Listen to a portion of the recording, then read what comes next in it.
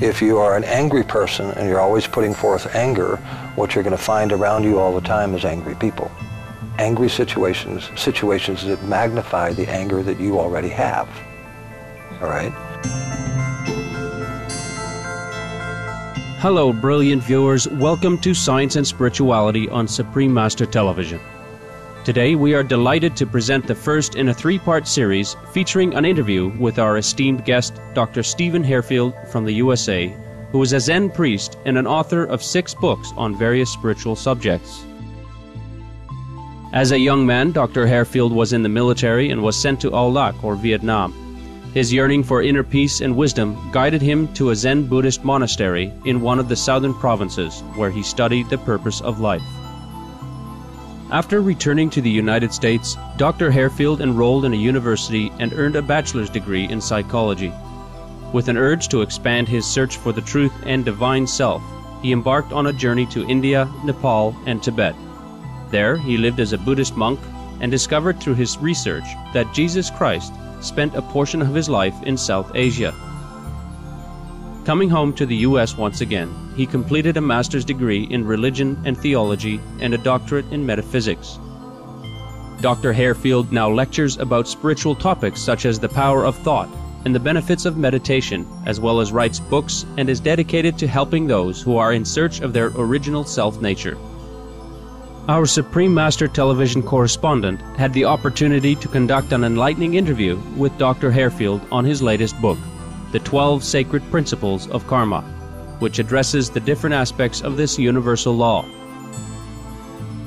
We began by asking what motivated him to write this text on karma. And the reason for it is extremely interesting. This part of the world knows very little about the idea of karma. We hear the idea of law of attraction, but we don't really know how it works. The whole idea even of creation is, you could say, the human is a karmic effect of the divine. In other words, divine is cause, and we are the end result of that cause. What we don't understand is in each and everything that we do, we create the same things. We are the cause in our lives, and our lives are the effect of what we indeed have created. So I wrote it because it's a real important idea in the Eastern world. I wrote it with the Western mind in the way that we view things, so that people could understand how they could truly become empowered in their own lives. And karma can help one do that. People don't realize that it's a very genuine idea in life because we have an effect in everything that we do. Look at Newtonian physics. Newton, in his third law of motion, verifies the idea of karma. For every action, there is an equal and opposite reaction. And if we thoroughly understand our own actions, we know exactly what the return result is going to be. That's what karma is about, and that's why I wrote it. To many, the term karma is associated with a system of rewards and punishments, and Dr. Harefield wishes to inform the world that the meaning of this word is much deeper. Actually, karma is the catch-all word, and it breaks down into 12 operating principles within the idea of karma. The first thing I think a lot of people have to understand is karma is not a punishing idea. It was never intended for that, and we tend to think that it is. Karma has its basis in everything that you do. The first principle of karma says, what you sow, so shall you reap. What you sow, so shall you reap, is what you plant in your life is what's going to come back to you. So we can look at karma as an equalizer, not as a punisher. Karma is the very thing that makes sure that the playing field of life stays level and equal in all things. No human is created better than another human. Race, creed, color, any of that has nothing to do with it. Because when the Creator created life, it created equality built into it. And karma is just the insurance policy that's going to make sure it stays the same. How does the law of karma operate and thus affect our lives? If we fully understand the total implications of what karma is going to do to a person, I am very genuine and sincere when I say we would not do half of what we do. One of the things I point out in the book is if you think someone is a bonehead, very short time after that, you're going to have your own personal bonehead experience because that's what you thought of that person. That's a seed that you planted. It came to fruition and it came back to you. If you look at a person that steals something, I can promise you, karma is going to strike them in a variety of ways. One, they're going to have things stolen from them. Two, their trust is totally gone because now they can trust no one. All of those are simply results of karma. And if we learn to appreciate the attributes of karma and realize that it is just a simple thing that keeps the playing field level, then we would keep it level on our own. In a monastery, when a monk does a thing, no matter what it is, they already know the end result, and they're simply there to greet it. They know always what's going to occur because of what they do. Now, if we all had that knowledge, it would make a different world, which is what I'm after. Once we have created bad karma, is there anything we can do to counteract it and avoid its eventual results? Here is Dr. Hairfield's perspective. You cannot run from karma. It is not possible. You see, there is no good, no bad, no right, no wrong. That's all human illusion. That's what we determine it to be. It's bad because we don't like it. It's good because we do.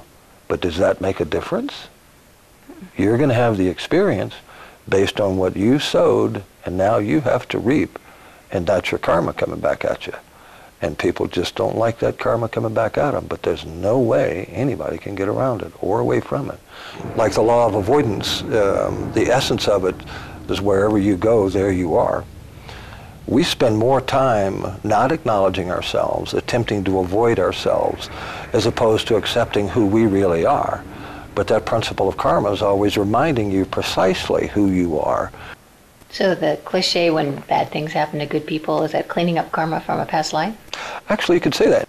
I share with people all the time, people that are very spiritually oriented, very spiritually minded, that I found well over 90% of them had really horrendous or extremely difficult childhoods. Everything from sexually molested to physically abused, mentally abused, emotionally abused, you name it. Well, what they don't realize is they were getting all of that historical karma out of the way when they were children. But what most of them have failed to do is let it go.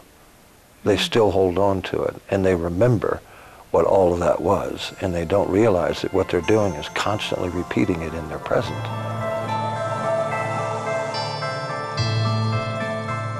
Doppler radar is a weather forecasting tool, and this technology involves radio waves bouncing back to an antenna after hitting objects like raindrops. The time it takes for the waves to travel back and the frequency of the return signal helps scientists determine in what ways weather patterns are developing. Dr. Hairfield says a scientific principle known as the Doppler effect and the karmic system have much in common. Well, actually, the Doppler effect has its basis in karma. When Dr. Doppler was working on the Doppler radar system, which is what we use to determine our weather patterns today, he was stumped, and he took a walk, sat down on a park bench, and he began to pick up pebbles, and he would throw them into a pool, and he would watch them. He would see these ripples go out, and he thought, well, they seem to go out just a certain distance. What happens to them? So he went back into his lab and set up under controlled means the effects of what happened with all of those ripples. And here's the intriguing thing, and this is how Doppler radar came about. Wherever you threw that pebble into that pool, the ripples would go out to each of the sides, all the way to the bottom, and they would always return to the same spot where the pebble entered. So it's not that they disappeared. In other words, the ripple effect just became so subtle it was lost to the naked eye. But under control means and computer monitoring, they always returned. No matter where it hit the water, those ripples would go to every place and come back. In the biblical text, Christ said, whatever you put forth returns unto you tenfold. Now let's look at karma. Your act is the pebble that hits the pool of life. And it spreads everywhere, goes in all directions. When it finds all of its like kind that matches your thought, it comes back to you from all sides and all at once. So you could say Doppler effect and karma are identical, but Doppler demonstrated it in a physics lab, how karma actually works. What you think, what you feel, what you do, and what you say. Every one of those plants a seed of Doppler coming back to you. Is an example. Our appreciation, Dr. Stephen Harefield, for sharing your time and wisdom with us regarding the concept of karma and for providing clear illustrations of how this universal law works. Wise viewers, please join us again next Monday on Science and Spirituality for part 2 of our interview with Dr. Harefield, when he will further elaborate on the sacred principles of karma. For more details on Dr. Stephen Harefield, please visit www.harefield.com. CDs and books including the 12 Sacred Principles of Karma by Dr. Harefield are available at the same website. Thank you for your presence today on our program. Coming up next is Words of Wisdom after noteworthy news. May all lives be forever blessed by the divine. For more details, please visit www.suprememastertv.com/SS